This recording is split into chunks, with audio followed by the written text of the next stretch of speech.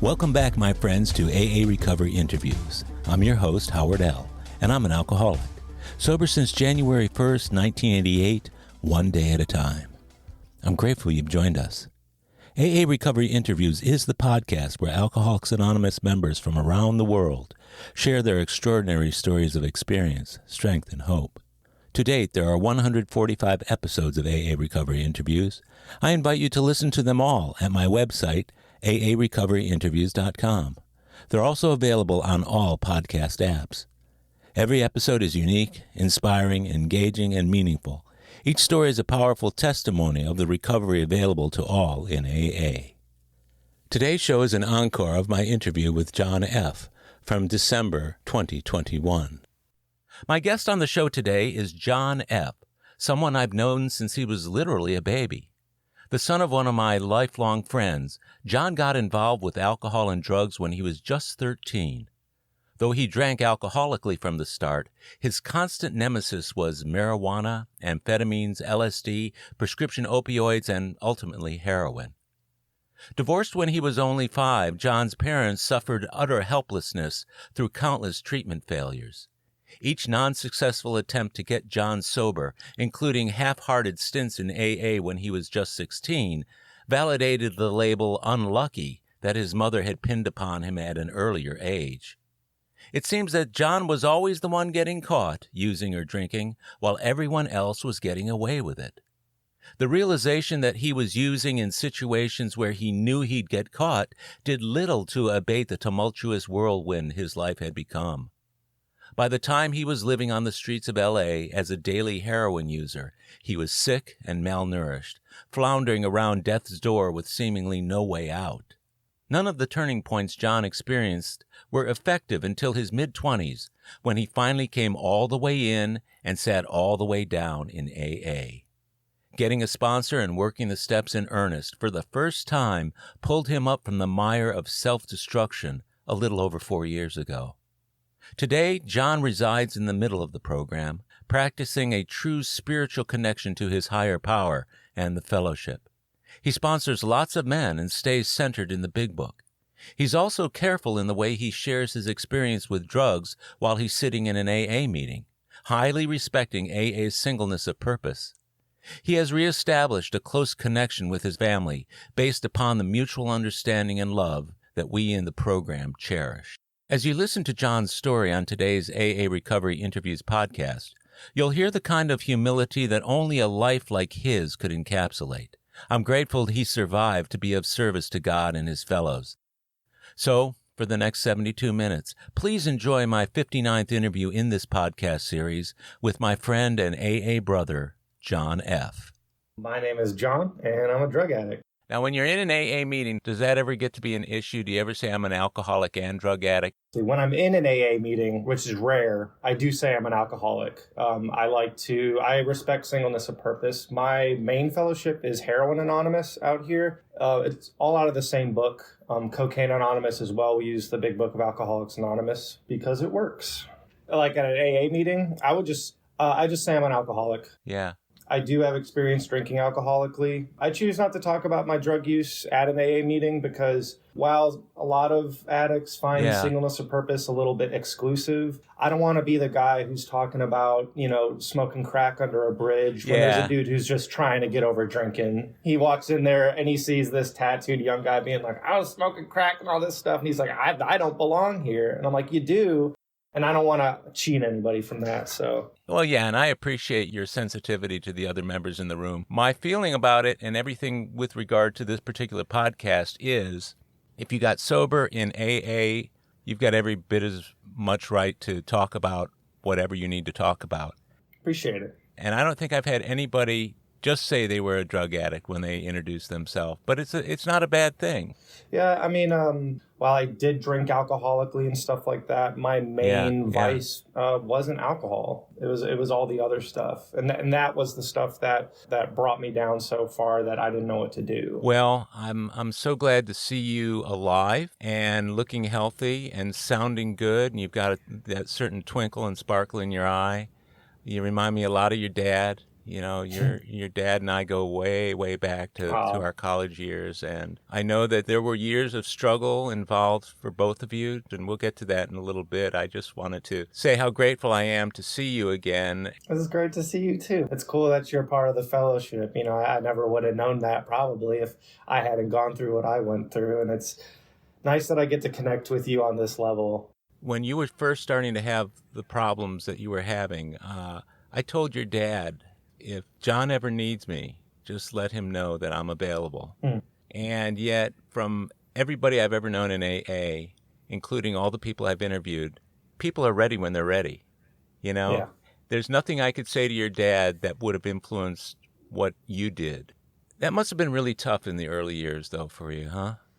Oh, yeah. It's weird for me because I'm a black sheep in my family. My family does not have a history of alcoholism. Yeah, there was hard drinkers for sure. You know, there was people who had problems drinking, but they were always able to, get over it. And I consider myself a victim of the opioid epidemic to some degree. Yeah, and nobody in my family really knew what to do. And I didn't know what was happening to me either. And there's this huge disconnect as to, what can be done. That was like my parents' mission. It was like, what can we do about John? And they cared so deeply, right? Yeah. And they did everything they could. And saved my life many a time. Yeah, and I heard about those life-saving times that they were involved. I also heard about the times that they were frustrated by the fact that it didn't work the last time. What makes us think it's going to work this next time? But that's a pretty common refrain for the parents and loved ones of alcoholics and addicts. So what is your sobriety date? My sobriety date is August 25th of 2017. That's amazing. Long time, for me at least. Yeah, I know it was. And hearing about you from your dad over the years, it kind of let me know that you were still doing okay. But whenever he told me you finally got into the program, I just said, thank you, God, because I knew it was a good thing. When you look back, can you trace anything from your early life that might have predicted you're becoming an addict later on? Well, you knew me as a kid. I wanted to ask you, did you that poor kid's going to have some problems at some point. No, I mean, I wasn't around you enough because you were living in Chicago at the time and I'm in Houston. I think I suffered like everybody else suffered, man. Like the precursor stuff. And I think the only thing that really set me on a track record towards my addiction was when I first started using drugs, and I used them to the extent that I did. How old were you when you first started using? I was 13, and my first drug was marijuana and Adderall. I was taking speed and pot, and I was drinking a little bit too. I was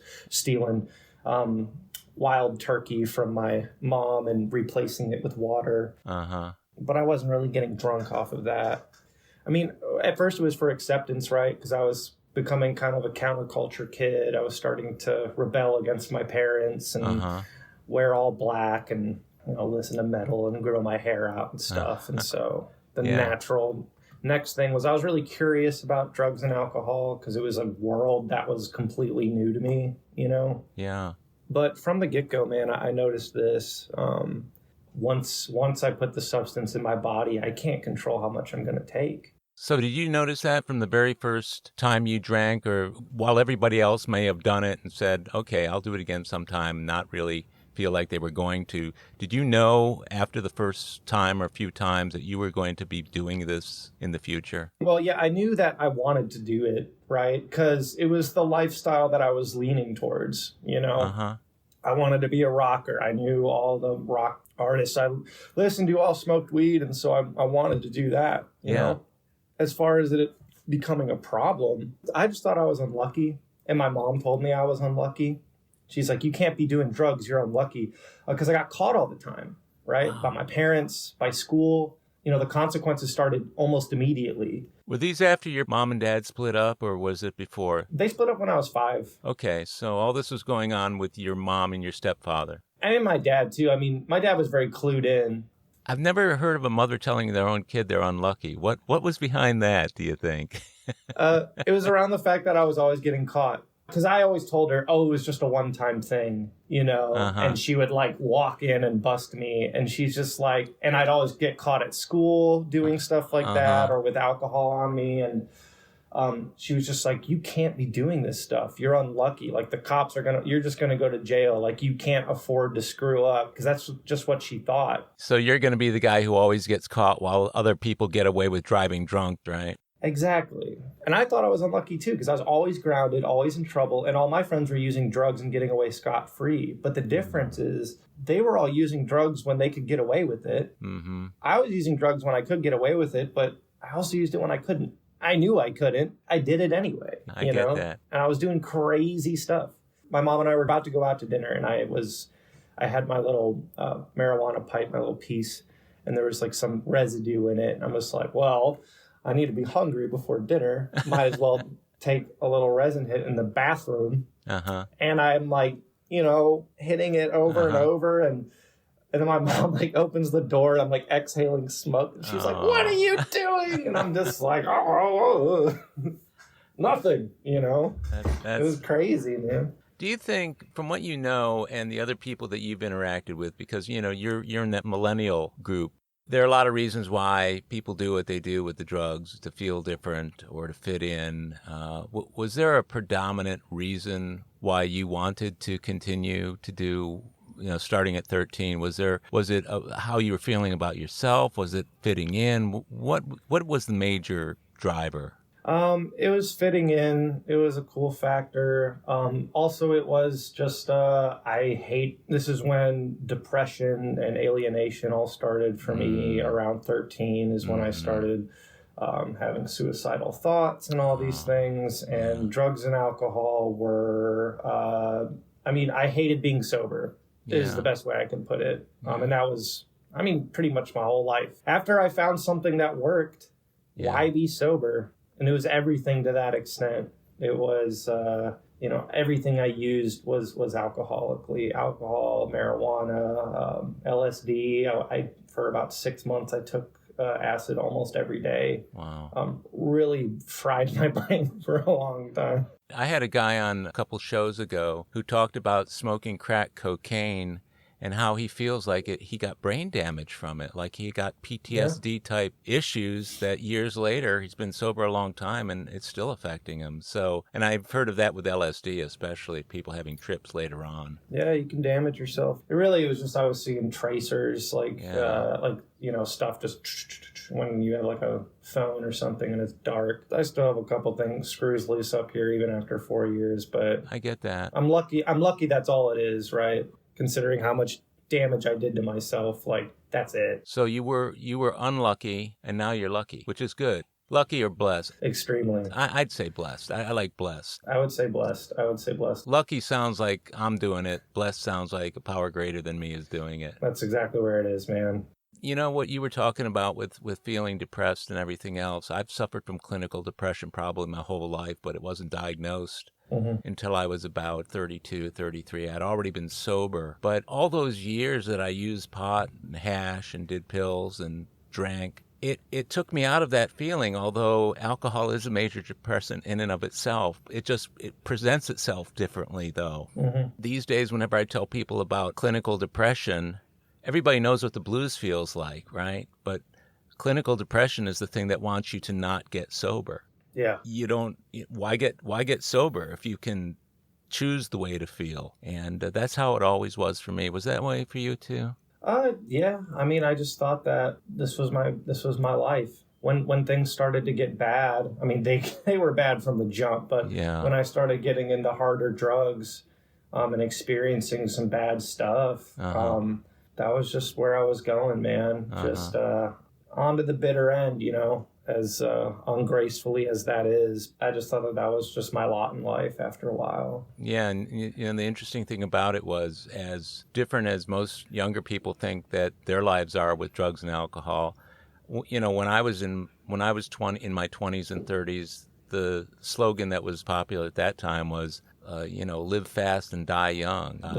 That was almost something people aspired to, but the drugs sure made it a lot easier to do. Alcohol made it easier to do it for a longer period because it didn't take quite the toll on one's body that some of the drugs did. I know it was that way for me. Yeah. So if you wouldn't mind, John, would you kind of walk us through the progression from the first time that you got high at 13 until a point at which you got some help, or you tried different treatment options and so forth, and what the consequences were along that trajectory? Yeah, totally, man. Started for me at 13, smoking weed, taking Adderall. I wanted to try everything. I was one of those, like, eventually, but I had my lines, no hard drugs. I just want to smoke weed. I love these hallucinogens, blah, blah, blah. I want to expand my mind. I didn't really know what I wanted. I was just doing stuff that I thought was cool. And I experienced consequences very early, partially because of very overworried parents, because neither of my parents ever did drugs. My mom never touched anything. She was very adamant about that. She was offered a joint once, and she said she ran away screaming. And I'm just like, cool. I didn't get it from you. Well, and I can tell you something that you might not have ever heard before. I was a daily pot smoker in my entire college career and for many years after. I mean, every single day, starting in the morning, throughout the day, every day. And whenever I got together with your dad, I always wanted him to smoke grass with me. And there occasionally he would, but it was such a disappointment to me that he wouldn't get high with me.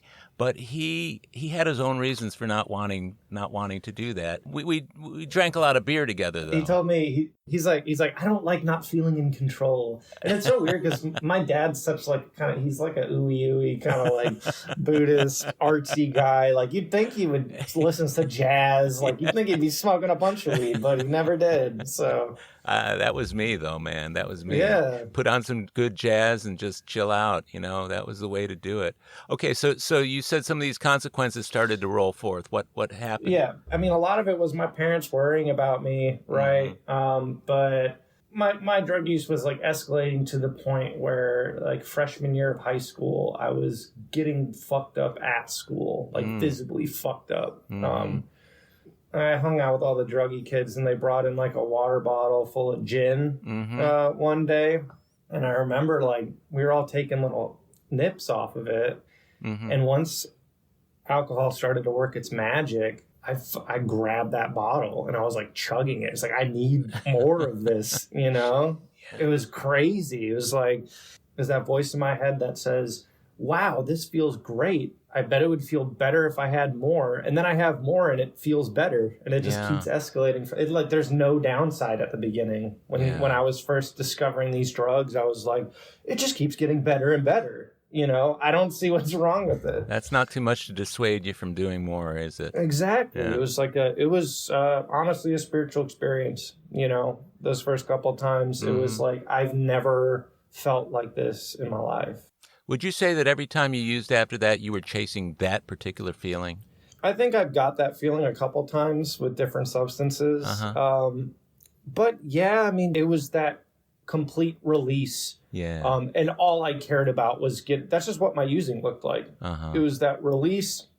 And all I cared about was getting as high as I possibly could, as much as I possibly could. I get it. Yeah. I got in trouble a couple times freshman year, and my mom was having problems with my stepdad at the time. And so they divorced and we moved, and I had to go to the high school that my dad worked at so he could keep an eye on me.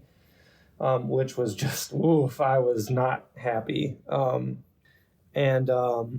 So, yeah, I mean, I kept rebelling and lashing out. And, at this other high school, I showed up okay for a bit. And then I got into acid and I got into dealing drugs. And I was just going down a slope, I knew that drugs were going to be a big part of my life. I didn't think it was going to be my whole life. I didn't really think I was going to die.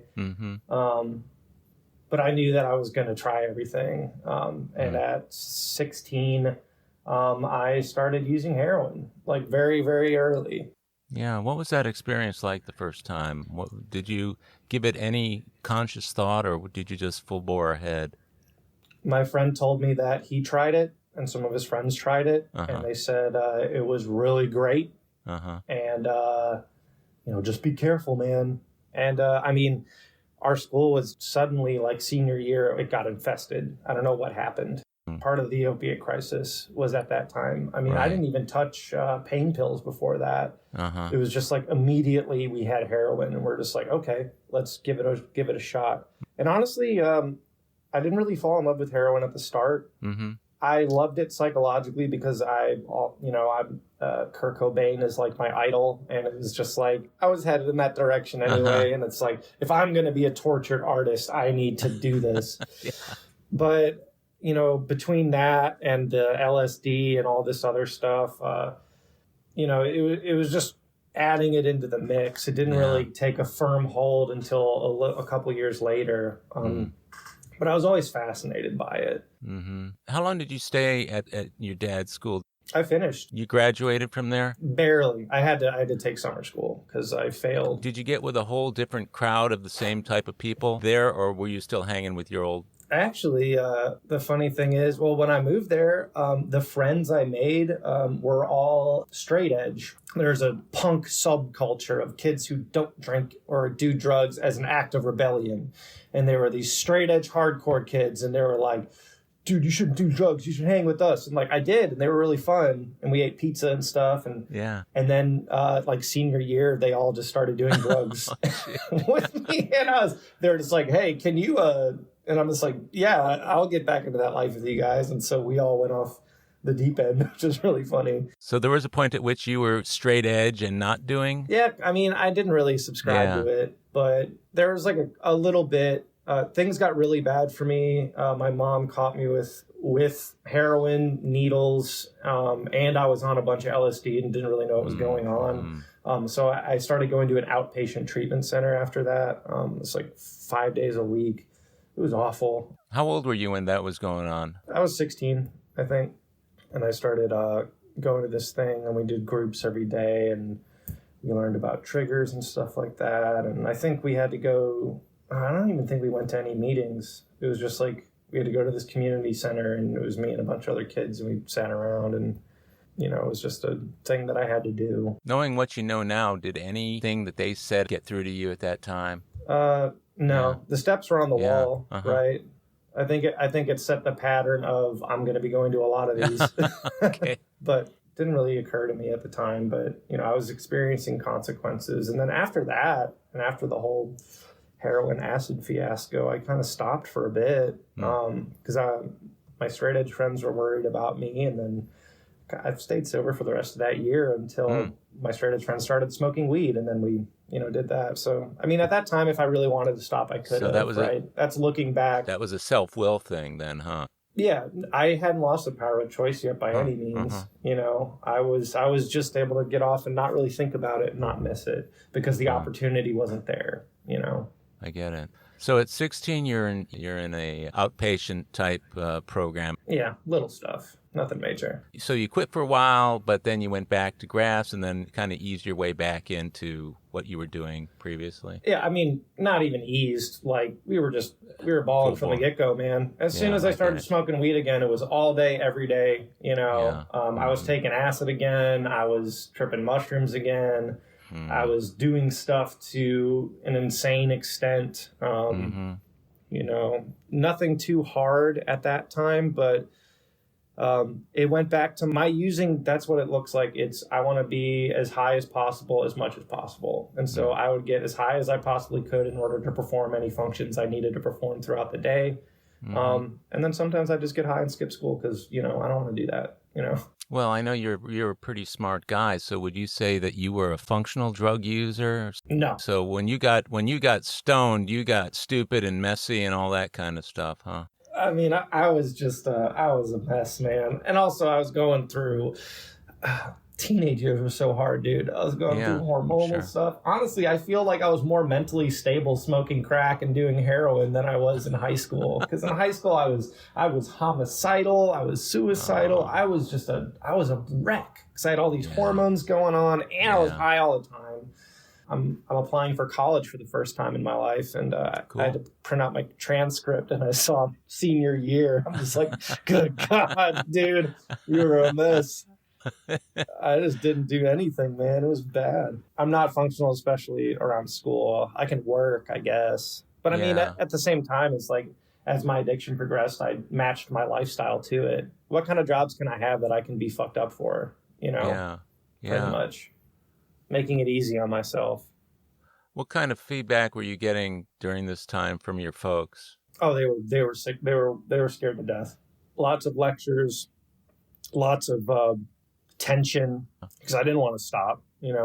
I was waiting to get out. I want to get out of there. Yeah, looking back from your position today, from what you know and what you've been through to get to where you are right now, was there anything in particular that they said to you at that time that could have made the big difference for you, or were you just not listening to anything at that point? I wasn't listening to anything, man. And I also didn't know. I didn't know that in order for me to live a normal life, I was going to have to stop everything. Yeah. Because I was like, okay, heroin's bad, sure. Cocaine's bad, sure. But I still want to keep smoking weed. And even if I didn't want to keep smoking weed, I didn't even touch on drinking. Mm-hmm. It's like I thought I was a normal person. I was going to be able to drink eventually. My visions of college were me, partying with people and drinking and stuff like I did in high school every once in a while. It's like I just thought that was going to be my life. Thought I was a normal dude. Well, and especially when you're hanging with other people who are kind of doing the same thing that you're doing, to any degree, you feel normal around them. And if they're the people you're surrounding yourself with, then normal has a new definition, doesn't it? Yeah.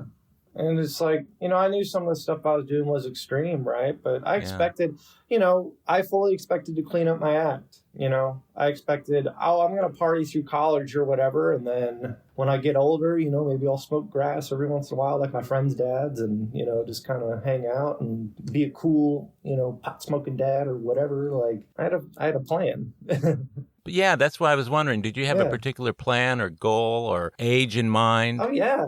I didn't know what I wanted to do with my life, but I knew that I had a vision that my life was going to look a lot like my parents did, just with a little more sex, drugs, and rock and roll, but I didn't expect to be sleeping under a bridge in 3 years. Well, 2 years at that point when I was graduating, This is from high school you're talking about right now? Yeah. Like senior year of high school, So what happened? I went to college for about a month, and I was asked to leave because I got really fucked up on a bunch of over-the-counter meds and kind of lost my mind and attacked my dorm mates and peed my pants, and I had to go to the hospital. And I got sent to an inpatient treatment center. That was after a month of college, and I didn't show up for any classes. I just smoked weed the whole time. But I took I think I took like 50 Benadryl or something like that. I don't remember. I was just trying to get fucked up, It was a Tuesday. I didn't know what to do. I'm like, I'm going to get fucked up. I read somewhere that if I take enough Benadryl, I'll see some cool shit.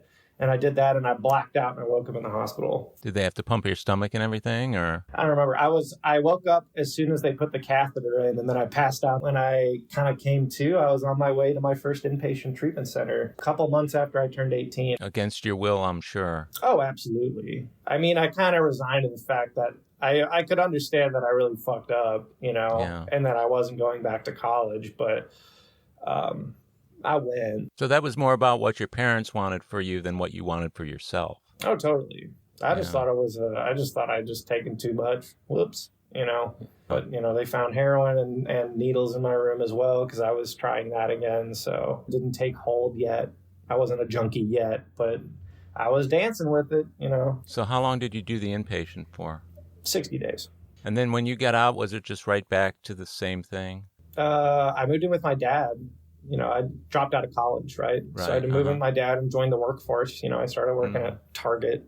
It was a really miserable time, and it looked like, he made me go to, that's when I went to my first AA meetings. I love it. I love it. What did you think when you went to your first AA meetings? Well, I'm a know-it-all, and I think I know what's going on all the time. Mm-hmm.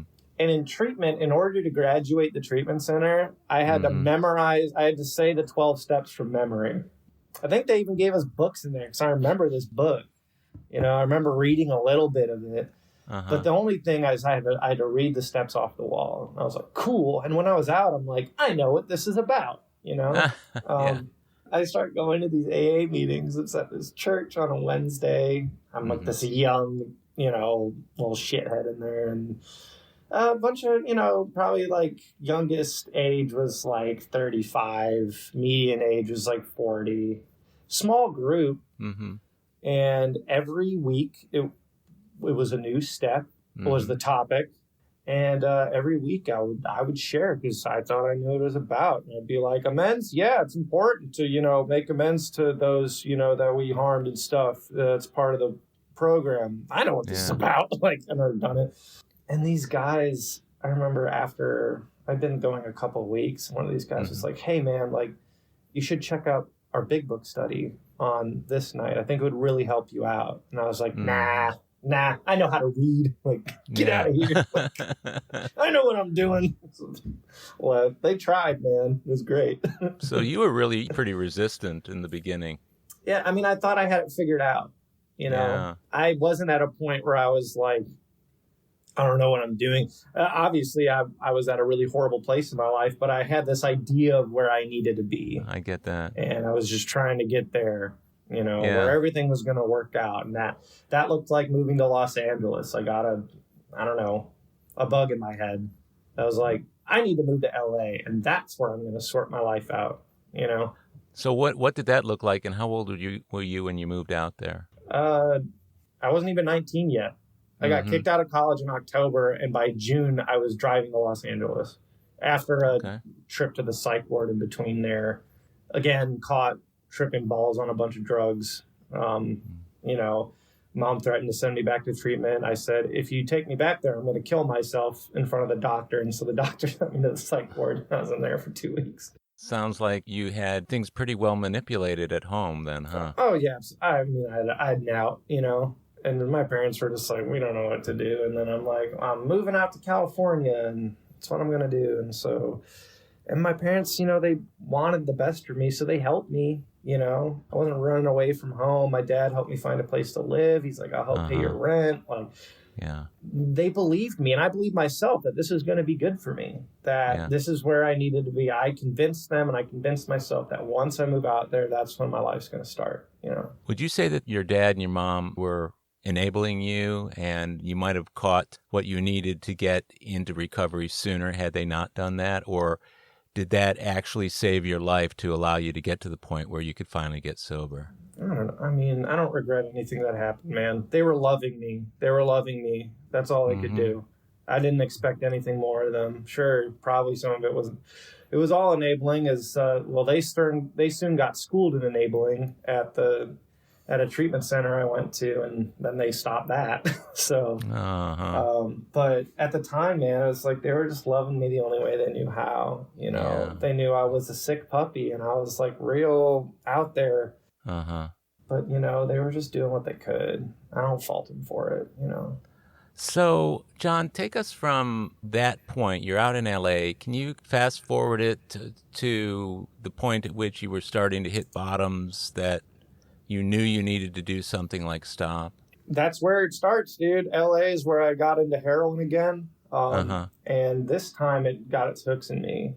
This is the point where when I did it, all of a sudden it was like, it wasn't like getting high. I didn't feel high. I felt right. I felt normal. Like everything was great. I worked harder. I was making pizzas, and when I got high and I went in, I loved my job, and I made more pizzas than anybody else, and I was like gung ho, like Earth, Wind, and Fire was playing in my head, just like it was a beautiful bopping day, and that's how it started. And then I started experiencing the withdrawal symptoms when I couldn't get it, and I didn't know what was happening, and and I was using the needle like very, very quickly. And by the end of it, I was down to like 120 pounds. And I'm 6'1", so I looked really bad. And my dad came out to see me, and he's like, what the fuck is wrong with you? And so I got a call, actually. I got 12-stepped by a friend of mine from high school. And he says, come out to Texas. There's a treatment center here.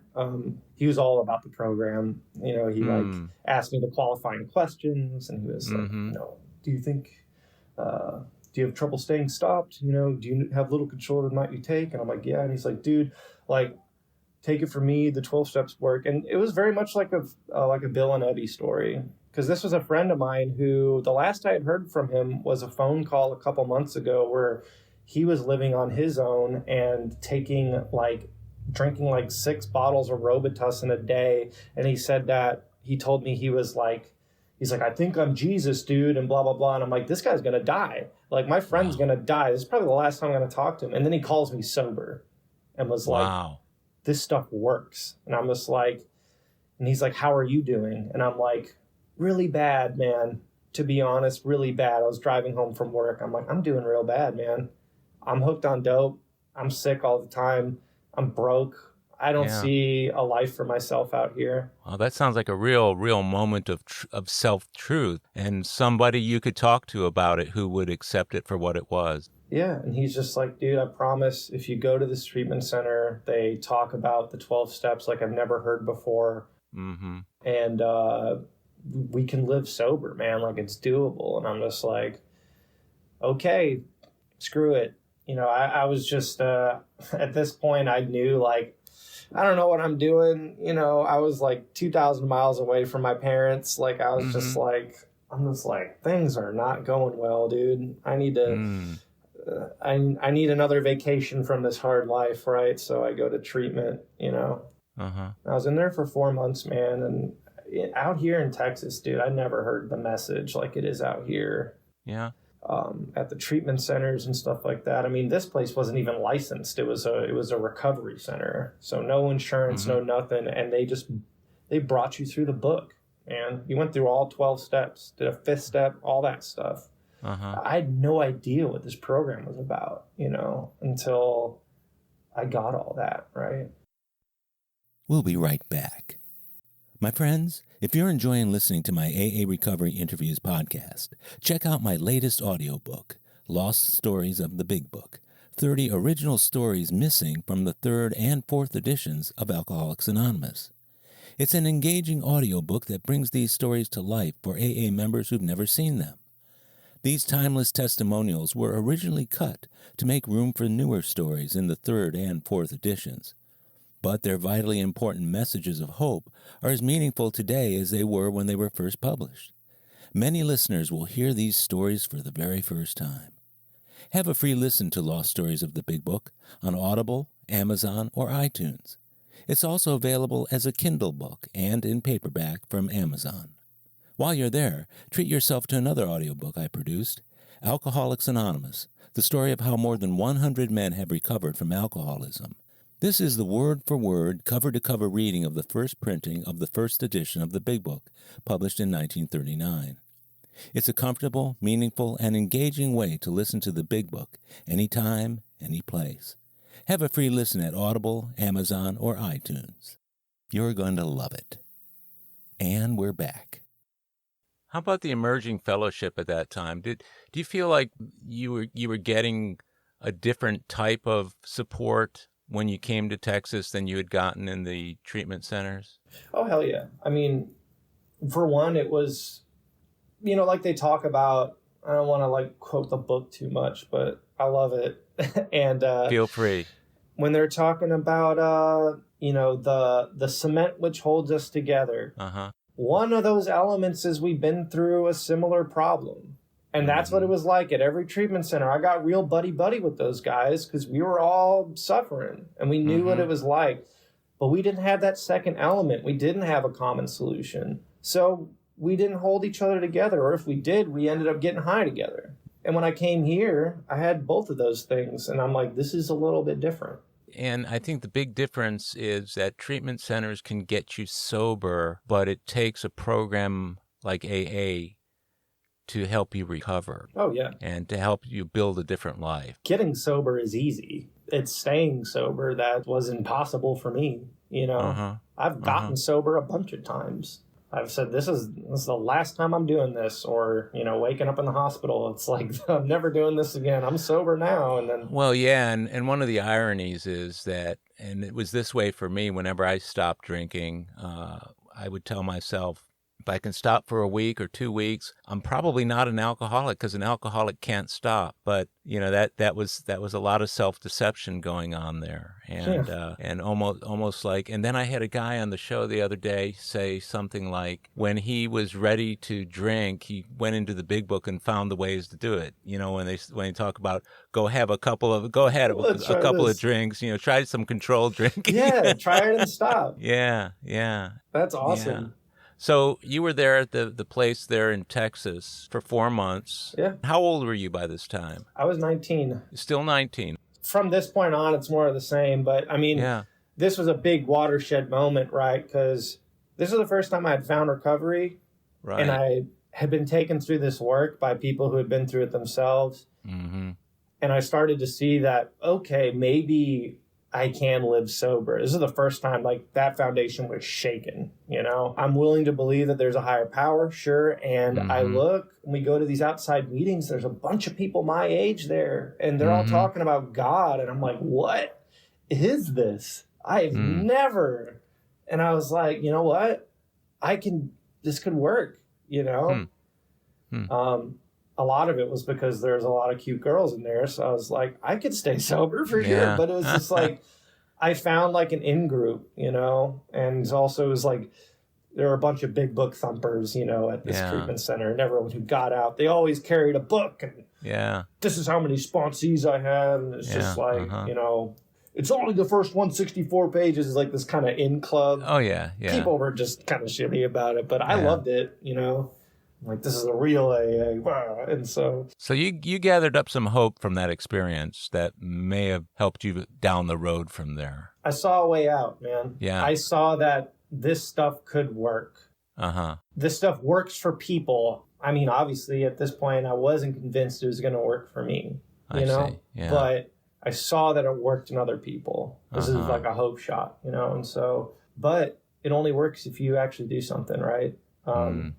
I get out, I go to sober living. And so I have this change of environment. I'm around all sober people, and 4 months after I got out of a 4-month treatment center, living in sober living, going to meetings multiple times a week, filling out my sheet.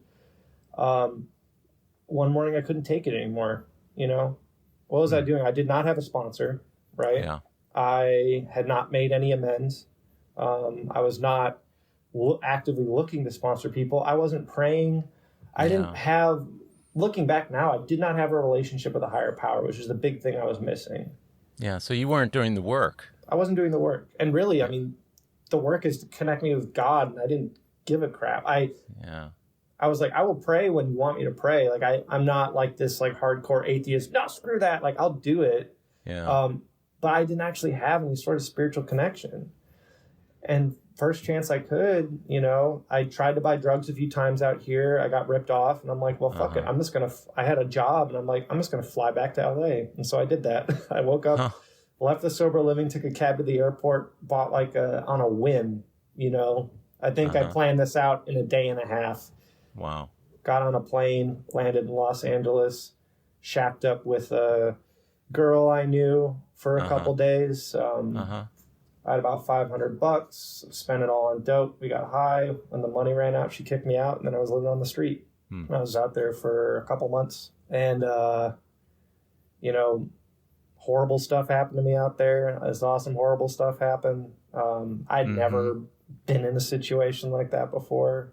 And I was hanging out with some real deal alcoholics, man. We were just stealing. It was me and this 45-year-old guy named Dennis, and we would just steal beer from the supermarkets, steal like a 30 rack, and then just get plastered every night, you know? What a lifestyle. It was dangerous, dude. There's a lot of bad stuff out there. I wasn't on Skid Row, but I was in a little suburb north of it with a pretty hopping homeless community, but lots of, rampant methamphetamine and heroin use, lots of violence going on in that community. I felt just alienated from society because here I am living on the fringes. I, wasn't showering. I was walking to meet my buddy Dennis under a bridge with a couple 40s I stole. Yeah. And these 20-somethings come jogging by me because the bridge was on like a jogging trail in California. It's like a dude and these two chicks, and they come jogging by me. I hear the dude say kind of loudly to those girls, he's like, man, I wouldn't want to run into that guy in a dark alley. And I yelled after them, I'm like, I'm only 19. I just made bad choices. This is where I'm at. And they just like ran off. But I was just a kid. I didn't know what I was doing. Would you say that your environment there, especially living on the streets, was validating the way you were just feeling about yourself in general at that time? The weirdest part, dude, is when I was drunk, when I would get plastered, I would get on a payphone and call my friends back in Texas and say, I want to come home. When I'd sober up the next morning, I'd say, I got this. I can do this, which is crazy, right? This is the disease in the mind, man. I was like convinced I could make it work. I was so prideful and selfish that I'm going to figure this out somehow, or I don't even care. I just want to get high and just die out here, you know? Yeah, so you were really into self-will at that time. And oh, yeah. Yeah. You know, and during that, my grandpa passed away and all this stuff. I wasn't home for the funeral. My dad called me at the homeless shelter and told me, and I was just like, I don't know what to tell you. Sorry, I couldn't make it, bud. Like, fuck, like, I'm in a bind. And the reason why I was homeless too is because my parents got talked to by some very smart former alcoholics and addicts who worked at this treatment center. And they said, look, cut him off. You paying for his cell phone, you buying him flights home. My mom bought a cab and like a flight for me at one point. He's like, you doing any of that's not going to help him. You need to cut him off and he'll come home when he's ready. And so they did. And my mom said it was the hardest thing she ever did. I remember talking to your dad at that time, and, you know, it's a heartbreaking thing for a parent to have to do, but you're right, that's what the Al-Anon program is all about. I can't imagine how that feels, because, I mean, I don't have kids of my own, but I know how deeply my parents care and love me, and I have no idea what it must have been like to know that I was living on the street and they had to just cut off contact with me and not help me. It was crazy. Well, I remember when your dad and I would talk, I would bring to the surface some of my own experiences with alcoholism and drug addiction that he didn't know about. Because, I mean, we haven't lived in the same place for a very long time, but we stay in touch. But, I would say things like, you need to just turn it over and let God handle it the way God's going to handle it. And that may result in something that you don't like. It may result in something that looks like a miracle, but either way, you got to stay the course. And I know that he was bitter and he was saddened, as was I. But understanding what was going on, you see, that's the difference. Yeah. An alcoholic who's working a good program, looking at a guy who's still suffering, you're thinking that's actually a good thing, because the more he suffers, the closer he may get to the bottom. Yeah. At which point he hits a moment of clarity that he decides that he wants what we have. Exactly, dude. Getting experience, man. And also knowing all the stuff I knew about AA, right? Yeah. It was like I was gaining experience, You got into recovery when you were how old? 26, 25? Yeah, this time getting sober, I was 26. I had been 26. around recovery since 19, though. Okay. I came back. I got scholarship to treatment. I went there for 2 months. And actually, after that, I stayed sober for a couple of years. Really? What was that like for you? I gained a lot materially. Uh-huh. But I did not grow spiritually. So you still weren't doing the work, were you, at that point? I was keeping up appearances, right? And I think I was at a spot. I had a first step truth coming back. And my first step truth was I knew in my heart of hearts that I didn't want to smoke weed. Right. I didn't want to drink. I wanted to do heroin. So these reservations about smoking weed and drinking, I don't have those. I'm going to be okay. I just need to stay away from heroin, right? And I guess at that point in my addiction, it worked. After being homeless and just being traumatized by that whole ordeal, even only 2 months, man, some shit can happen to you out there. And, I still have like stuff I'm working through from that time in my life, because when you're on the street, you're not safe ever, right? But yeah, I'm sorry you had to go through that. I'm happy I did, man. I get to help people who also did, so. That's the whole point, right? That's why I say I'm glad I don't have 10 years sober like my friends do, because through all this experience, I was able to help somebody else. But so you were able to see where you could get sober from the booze, you could get sober from the pot, you could get rid of the other things, but you still wanted the heroin. I still wanted the heroin, and I was afraid of it to the point where it's like, as long as I stay away from it, right? As long as I move to Greenland, Yeah. like it says in the book, Right. I'm going to be fine, because I knew my truth. And I did learn some truth. Mm-hmm. My first step was, I don't want to drink, I don't want to smoke weed, I don't want to party, I just want to do dope. I know that all looks like dope. And so with that, and I went to meetings regularly, but again, I didn't have a sponsor. I lived with my best friends in the whole world who were sober. And I was able to eke out an existence, and it was an okay one, for about three and a half years. But during this time, I didn't really know. I'm running on self this entire time. And sure, when we get sober, good stuff happens, right? We're all smart, intelligent, capable people. Even when I'm running on self, I started a career for myself in the tech field without having to go to college. I was doing all this cool stuff. And it built up to the point where I was getting really cocky about it. And so you were sober this whole time, the 3.5 years, but you were still really scared of, but did you have the opportunity to do heroin during that time? So the funny thing is, during this 3.5 years, I started unknowingly putting myself in these positions, right? I was getting cocky, and I met a girl. I met a girl who used to do heroin, but smokes a lot of weed now and does, bars and stuff, and she would smoke weed in front of me. Like, I am cool with this. This is fine.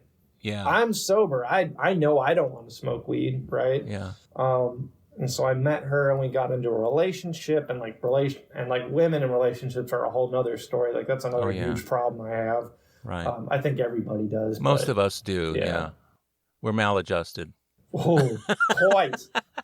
She was pretty maladjusted too, but I don't want to talk too much crap about her because she saved my life a couple times. But anyway, I move in with this chick and things are going okay. I mean, I'm living with constant misery, and our relationship isn't good. We're always butting heads and fighting, and her drug use Xanax use is becoming a problem because it's just like really irritating. Was that relationship helping you stay away from the heroin though? Oh, absolutely not. Well, what I'm saying is, subconsciously, I was going towards heroin without knowing it. I was putting myself in riskier and riskier situations. I moved out, right? I was basically walking to the dope dealer's house without knowing I was going there. Little decisions based on self till all of a sudden she relapsed on heroin, and I found out. And she denied it. She gaslit the fuck out of me, which pissed me off. I hate being gaslit, even though I gaslit my parents and friends for years. Yeah. I'm not you're crazy. And so I found a burnt piece of foil in the garbage with some slides of dope on it. And I waited till she went to bed and I smoked those. And then I was off, man, for another 3 years. Wow. So I was sober 3.5 years. I knew the book backwards and forwards. I'd gone to meetings every week during that time. And then as soon as I hit that one little piece of heroin, I was on a 3.5 year run with a couple stops in between. But did that surprise you? I mean, did you expect that? Oh, wow. Did you inwardly want that to happen? What was your feeling at the time? I think a little bit, because I did the heroin and it worked, right? But I knew I had to get sober at some point. But I had no idea that I was going to be out for another 3 years, man. I had no idea. I was thinking, I don't know, maybe I'll make this work, but probably just like a 6-month run. I hear from people, oh, my relapses get shorter and shorter. And I'm like, well, my last one was 2 months. So I should be wanting to get sober in a little, in a month. And yeah, it's like whittle down the length of your relapses until you can get sober. But most people don't survive to that point. Exactly. And with this, man, it's just like, this is that other, another chunk of that first step that I learned the hard way is like, I don't know how long I'm going to be out for. That's why I don't have a slip up in me, you know. This is why it was imperative that I did the work this time, because I don't have like a mulligan, you know. Yeah. If I get to a place where I'm putting heroin back in my body or anything like that, last time was 3.5 years. Who knows how long it'll be? And I'd be lucky if I died, you know, because the suffering is just unimaginable. That entire time is scary, man. After 3.5 years, then you were out for another 3 years. So About 6.5 that, years. Now, were the guys that you were living with, were there still people from the program who you had gotten close to during that 3.5 years who were reaching out to you during this time? Oh, yeah. What were you telling them? I mean, all my friends have about 10 years sober now. I mean, there was times when I was hiding it and they didn't know. I was sneaky. And so for a while they had no idea. And until, you know, I moved in with one of them after me and this chick broke up, and they started seeing black smudges all over their walls. And, you know, they found out I was getting high, you know, pretty quick after a couple months. But did they kick you out at that point? Oh yeah, they kicked me out. They told me they held an intervention for me and told me how to go to treatment. That was my first intervention. It was by all my best friends. It was crazy. So I paid for a 30-day treatment myself. So my parents weren't helping me, and you know, I got out and relapsed again, right? Because you know, I worked the steps in there, but I didn't do shit once I got out. I get it. But yeah, I mean, they would reach out, but mostly they were loving me from a distance, especially when I was going ham, you know. We would hang out every once in a while, but like, I didn't want to talk to any of them, man. Yeah. I didn't want to hang out. I didn't want to party. I didn't want to leave my bathroom. That was my safe space, you know. It sounds like you were sliding down pretty quickly. Oh yeah, man. By the end of that 3 years, what did that look like? What did the final days look like before you hit your sobriety date? Not horrible, honestly. Really? I'd gotten out of treatment. I was in sober living. And I relapsed, right, which started off my last 9-month run. And in my relapse, this is where I get this other piece of my first step was I was driving to get high, and I was sober. And in my head, I was like, dude, this is a bad idea. You know what's going to happen, you know? Yeah. You know, like, where you're going to go. You know it's not going to be fun. You should call somebody. And yet I just kept driving. I couldn't stop. I couldn't pull over. And I was talking to myself out loud, like, dude, this is a big mistake. You know? Yeah. That's loss of choice, man. You know? Was there a time during that period of time, even during that car ride, that you reached out to a higher power or something bigger than yourself to help? Or were you still not at that point of admitting your powerlessness? I wasn't at that point. I think I was experiencing my powerlessness in that moment. Oh, yeah. But I didn't think there was a way out, you know? Because this whole time I had had experiences with God, but I had never really sought. I wasn't seeking. I didn't know what it meant, right? And so I went through a 9-month really crappy run. I was living in a studio apartment. I was doing heroin, methamphetamine, cocaine, all this stuff, man. Just the needle was running rampant in my life. You know, me and that chick got back together, and she was living with me, and we were doing up to all, yeah, of course, you know, we were up to no good. I pretty much got her to relapse on heroin, and she had a fiance at the time, and I took that away from her to get high with me. Yeah. I was a good dude, you know, just looking out for my friends, right? Well, you know, alcoholism and drug addiction are rapacious, and they don't give a damn. No, I was dangerous, man. In the rooms too, I took a lot of people out with me, you know, when I would go out, because I would make friends in there, and we only bonded over that first part of the cement, right?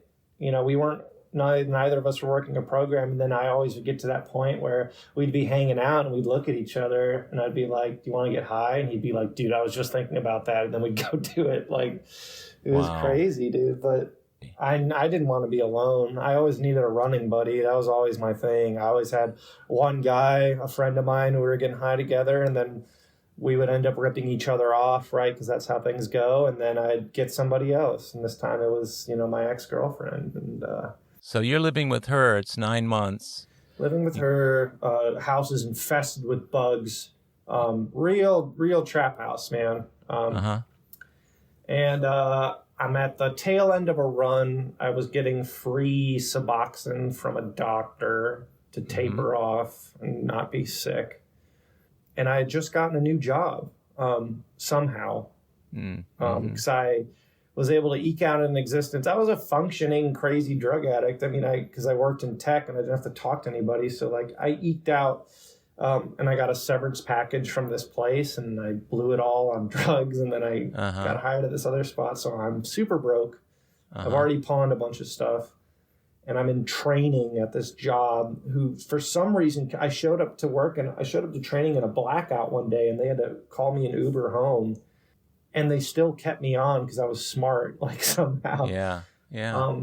But my moment of clarity was so weird. It was just like, because things weren't too bad at this point. You know, I was in a lull before things got worse. I was on the precipice of losing everything. And I was sitting on a picnic table outside and I just thought to myself, man, you are really smart. You are really capable. You could be really good at this job. You just can't stop doing dope.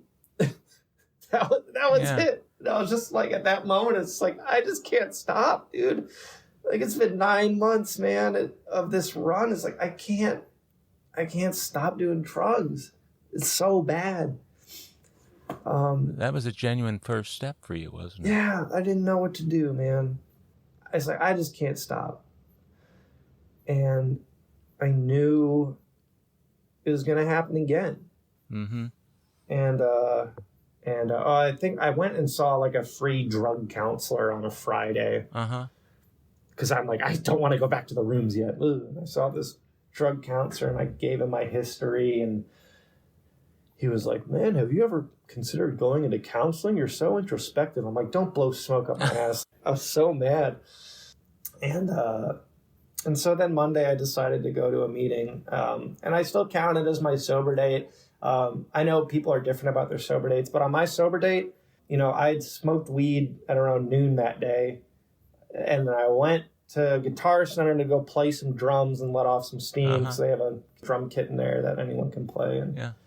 And then I went to this meeting, right? And I sat down, shaking. I feel like shit. You know, I'm like coming off. I was out of Suboxone, so I was starting to kick. And I sat down in this meeting and had a horrible time and listened to people talk and said, I'm a newcomer, and maybe saw one person I recognized. And I got up and I went home to my junkie girlfriend at the time, and I stayed sober ever since that day. Wow. So I count that as my sober date. It was my first, because I wasn't high when I got to the meeting, and after that meeting, I stayed sober. So did you get yourself a sponsor right away? It took me like 3 days. What started happening is I still had my job. So I'd get up in the morning, I'd go to work. I was just like yawning, the withdrawal symptoms, yawning, shaking. I couldn't sleep. I was sleeping on the floor. Somehow I stayed sober. Wow. I don't think she wasn't doing dope at the time because she didn't have any money either, but she was smoking weed and stuff. And I would like get out of work and I'd go play drums at Guitar Center, and then I'd go to a meeting and then come home after she went to bed because we hated each other. I didn't want to talk to her. And how much longer did you live with her? I mean, I started going through the work and talking to people, and I think after it was like a couple weeks, I ended up kicking her out and helping her move into a different place. But even in those couple weeks, some stuff had started to change. I gotten with a sponsor. He was a gay meth head who was like in his 40s. He had like 9 months sober. Someone had to come up to me, right, and say, do you have a sponsor yet? And I said, no. And he's like, this is my sponsee. He'll take you through the work. And I was like, okay. Like, that's what had to happen. I wasn't raising my hand. God was just like, here you go. God put someone into your life almost immediately, huh? He put this man in my life. And we started going through the work. And it was real simple. He was just like, read, highlight, call me when you're done. And I would do that night, and I'd call him when we meet up the next day because we were both going to meetings daily for some reason. I would see him like every day. And that's how I went through the work, man, is I would read, I'd highlight, I'd call him, we'd read through it together. Since I'd been through the work and read the book so many times, I was just kind of reading. He's like, tell me what stuck out to you this time. Let's just go over the highlighted stuff. And so we just talked about it. So your book wisdom came in handy at that point, but still he had you work through everything the way it needs to be worked. It was new and fresh, man. And I was seeing some new stuff. And I was like, at that point, I was like, oh my God, like, I lost the power of choice, man. I knew walking into those meetings at the very beginning, I knew two things. I knew I don't want to get high again for the rest of my life. I don't want to do this stuff again. Right. And the second thing is I knew I was going to get high. Like when that paycheck hit, it was going to dope. And I didn't want that to happen. And I didn't know what to do. And so I came in with y'all, man, who had found an answer and started doing some stuff. Did he help you break things down into day-tight compartments, so to speak? I mean, because you're saying, I got to do this for the rest of my life. Whenever anybody asks me the question, am I never going to be able to? And I say, yeah, you can always go back to it. Don't do it today. Did you get that from him? I got something similar. And it wasn't about going back to drugs, really. It was this during my third step, and my second step was awesome too, man. For the first time, I actually made a conception. I'd never really done that before because I'm like, that's dumb. Yeah. And I don't want to draw a picture. And he didn't have me do that exactly, but we talked about attributes a higher power might have that I wanted. And so anyway, we did step 3, and we did it behind the meeting house. And behind the meeting house, there's a Chinese restaurant, and there are dumpsters out there, and it stinks. It's just god-awful. No one goes back there. But we went back there to do our third step prayer, and we kneel in some wet grass. And this is the moment, man. I'm turning my will and my life over to God, right? We kneel in the grass, and we hold hands, and he's like, repeat after me, and we do the third step prayer, which I'd done a million times before. And I always wanted the burning bush, the lightning, all that stuff. And I'm sitting there. And we get done with the prayer, and I open my eyes, and my sponsor's like, how do you feel? And I'm like, honestly, dude, it still stinks out here, and I feel like shit, and nothing's changed. And he's like, good. He's like, good, that's fine.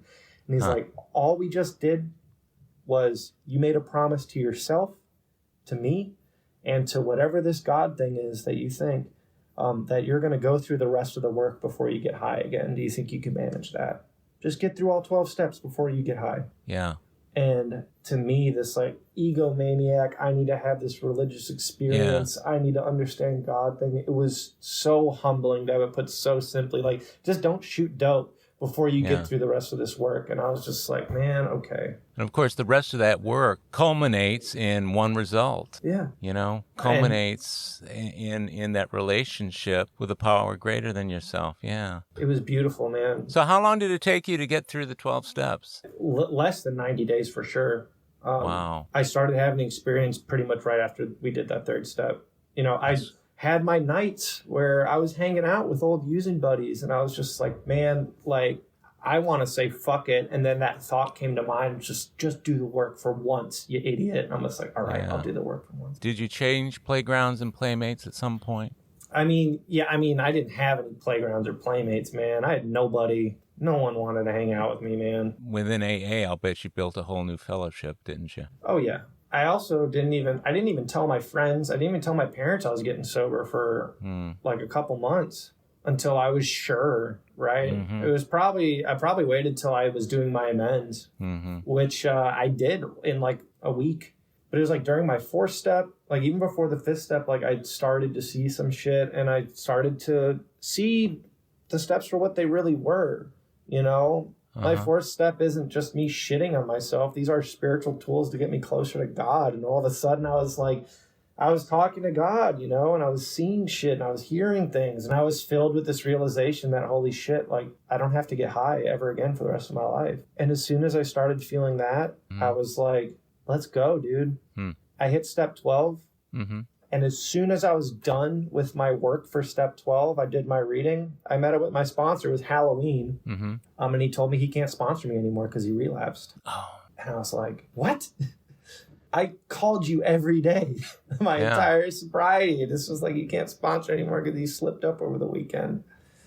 But that's when I learned, man, it's not about the sponsor. It's about the work. It's about God. And God gave me a new sponsor that night. Wow. So you didn't miss a beat.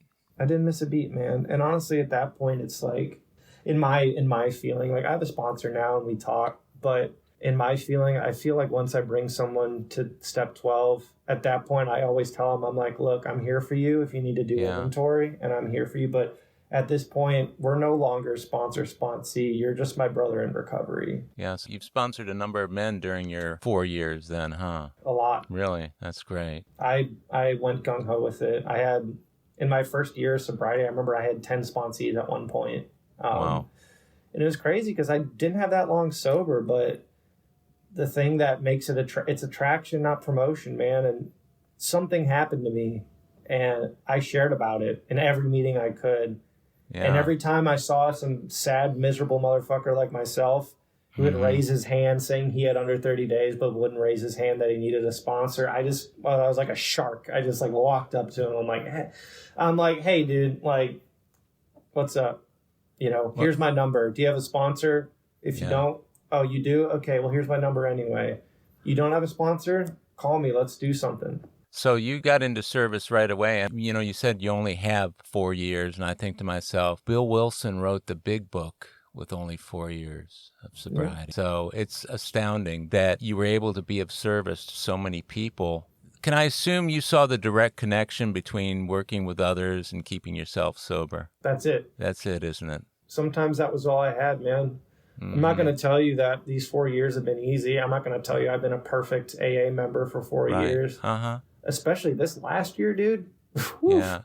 I was surprised I made it to 4, man. Sometimes, like, it was so hard. It was all God's grace. You know, it always is. Yeah. It was just more evident than not over these past couple of years and the adjustments we've all had to make that God is pushing for me, man. And even recently, I went through a really tough time, and I was just slacking on all my stuff and not calling my sponsor and feeling miserable. And God just throws like service work at me. Good for you. I just started getting all these phone calls. Like, I have this guy who works at this like treatment center where sponsors can come and meet with people, and he just started blowing up my phone. He's like, hey, you got room for a guy? And I always say yes. I always say yes.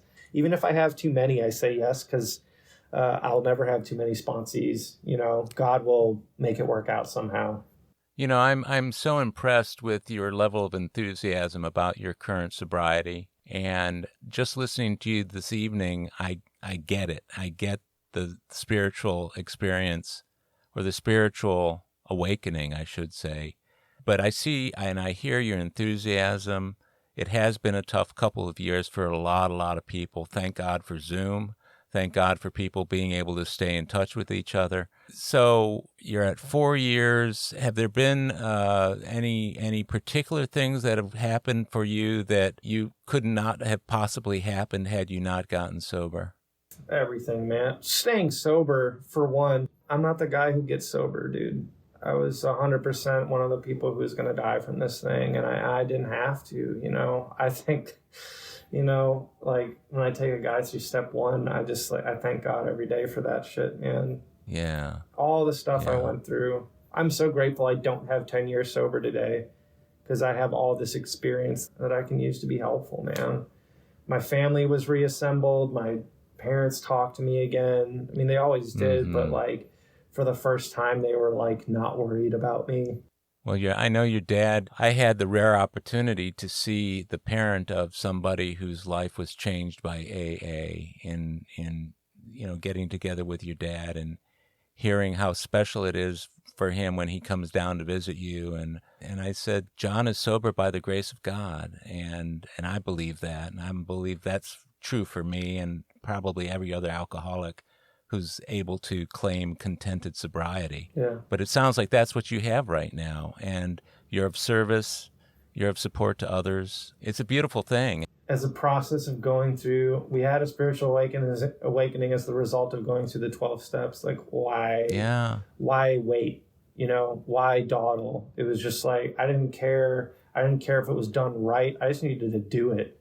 I did it how my sponsor told me to, and that's what I tell my guys to do. I'm like, hey, chop, faster we go through it, faster you're going to get some results. You're going to wake up.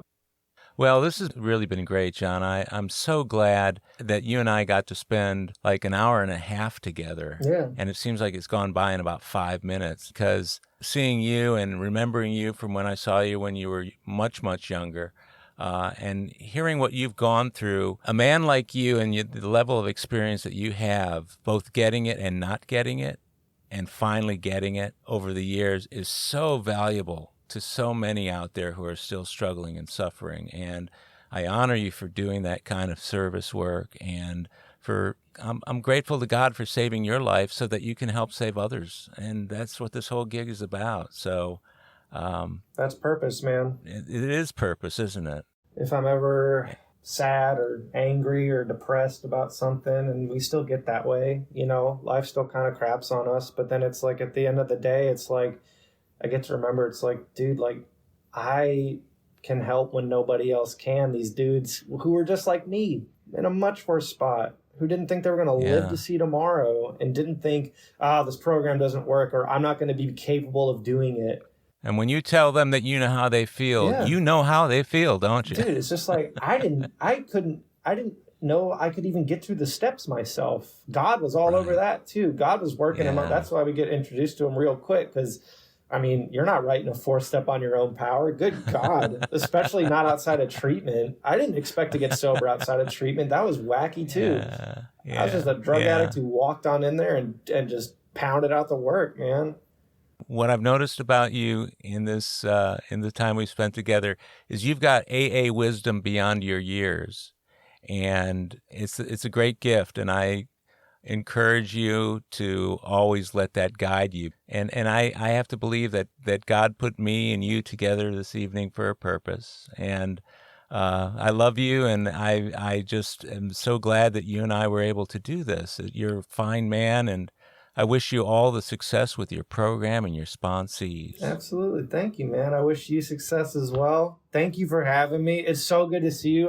Thank you for this. I love this, man. This is great. Well, my friends, that's a wrap for this episode of AA Recovery Interviews. I want to thank my guest, John F., for sharing his story, and thank you for tuning in. If you enjoyed AA Recovery Interviews, will you help me spread the word by sharing it with your fellow AAs? And if you can leave a rating on Apple Podcasts or wherever you get your podcasts, it'll help others find us more easily. Of course, you can listen to all of the interviews on Apple Podcasts, Google Podcasts, iHeartRadio, Spotify, and other podcast providers. Or tell Siri, Google Assistant, or Alexa, play AA Recovery Interviews podcast.